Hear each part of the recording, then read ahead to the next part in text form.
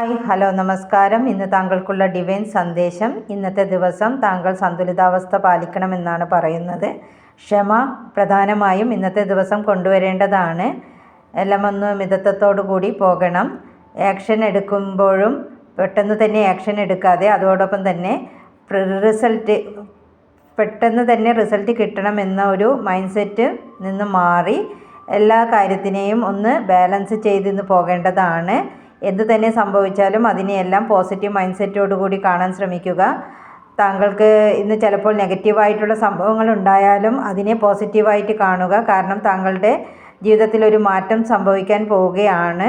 ഒരു ഭാഗ്യചക്രം താങ്കൾക്ക് അനുകൂലമായി വരികയാണ്. അത് താങ്കൾക്ക് ചിലപ്പോൾ ഇപ്പോൾ അത് അനുകൂലമല്ലാത്തതായി തോന്നാമെങ്കിലും പിന്നീട് താങ്കൾക്കത് മനസ്സിലാവും ഇത് താങ്കളുടെ നല്ലതിന് വേണ്ടിയായിരുന്നുവെന്ന്. താങ്കൾക്ക് അനുകൂലമല്ലാത്ത സാഹചര്യങ്ങളും വ്യക്തികളും താങ്കളിൽ നിന്ന് മാറിപ്പോകുന്നതായിരിക്കാം.